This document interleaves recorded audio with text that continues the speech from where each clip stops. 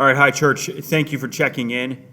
This video is aimed at young men, but it is appropriate for anybody in the church. Anybody can watch this, and I believe all of us really ought to, but in particular, young men, you are needed here in our church and in the Christian church around the world. You are needed and you are valuable, and there's certain things that you need to step in and do, and there's certain things that we can step in and help you do and build you up. But I want you to think with me about the book of Acts in the Bible, chapter 1, verse 8. Jesus spoke to his disciples, and he said, "You will be my witnesses in Jerusalem, Judea, Samaria, and to the ends of the earth." And these were his last words, and then he went up to heaven, and that was that. And he was speaking to his disciples. His disciples were young men. There were 11 of them left at that point because Judas had taken his life because he had turned against Jesus, of course. And Jesus said this to 11 young men who had followed him around for about 3 years. They were not well educated, and they were not high-ranking people in society, and they generally did not come from wealthy or important families. Some of them do seem to have been successful in business at different things, but they were very young, and they had left those businesses to follow Jesus. He was speaking to them in Israel, which was owned by the Roman Empire, which was dominated by the Roman Empire. The Romans had placed the family of the Herods over them. These were puppet kings that were horrible tyrants. They had Pilate, who was a governor over them, and he was evil, and we know he was evil because he would kill Jews and mix their blood in with sacrifices in the temple. He was really evil. He was a total tyrant, and the Jews lived in this time hopeless and helpless against the Romans. The Romans were the most powerful force in the world and had dominated the world for centuries at that point and continued to dominate the world for centuries after that. And it was a mess. And Jesus said to these 11 young men, "I'm leaving. You are going to be my witnesses to the ends of the earth." You can read in Matthew chapter 28, where he told them that they should go into all the nations and make disciples and teach the nations, to make disciples of the nations and teach the nations to obey everything he had commanded, to baptize and teach them. And so these 11 young men were commissioned by God, by Jesus himself, to go and make disciples of the nations. Meanwhile, they were a slave nation under Rome, and Rome killed Jesus. Jesus, of course, came back from the dead, defeated death, and said, "Now you guys go do it, and go to the ends of the earth and do it." Jesus, of course, had kept his ministry basically between Jerusalem in the south and Sidon in the north, which is about just over 100 miles roughly. He stayed in a small area, and he told these 11 guys to go everywhere. And they did. And that's the point of this. And I'm talking to you young men in particular because it has always been young men, historically, around the world who changed the world. It is always young men. Jesus sent these 11, and they quickly turned into thousands. And they quickly traveled the known world.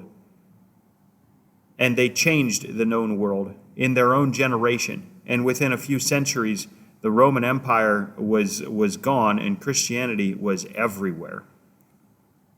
All right? You have been taught in this society. Young men, young women, old women, all of us have been taught in our society. Not maybe taught out loud, but taught by growing up here, by living your life here. You have been taught that life is easy and that things are handed to you.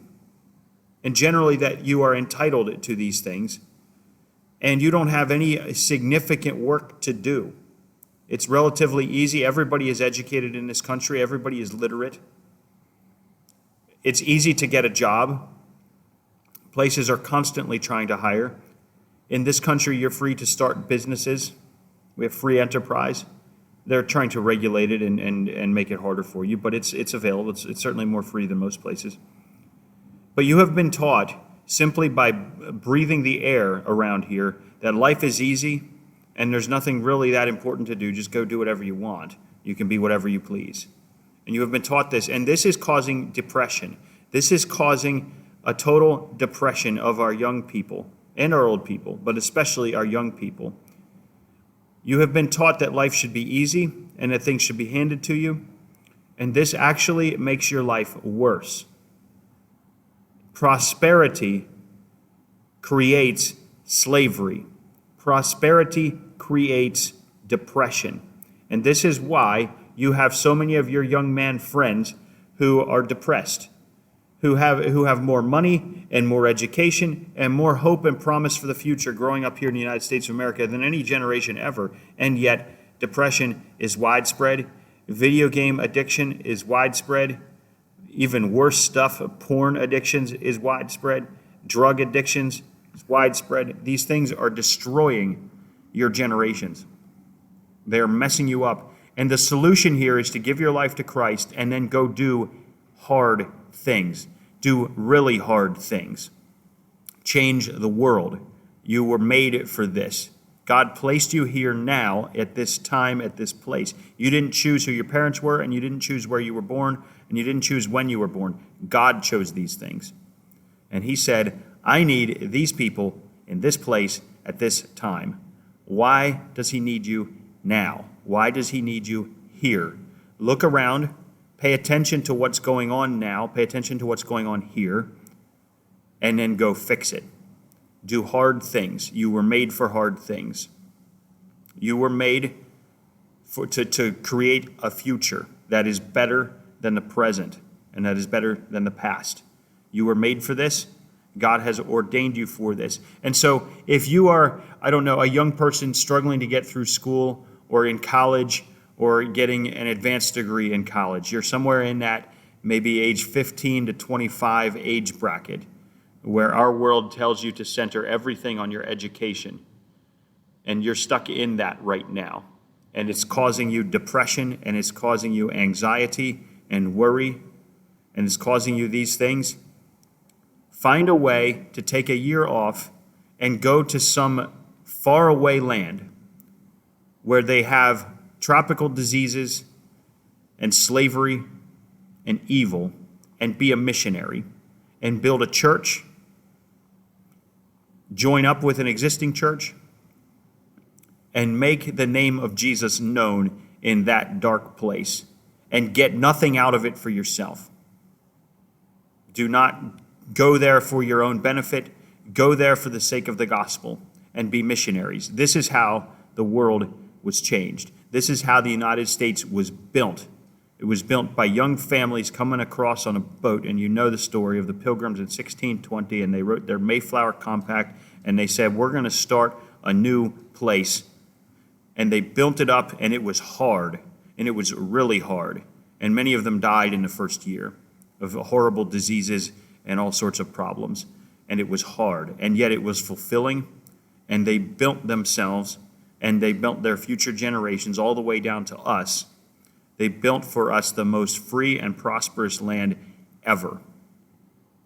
And this is a powerful testament to what a very small few, hardworking and dedicated young men leading their young families can accomplish.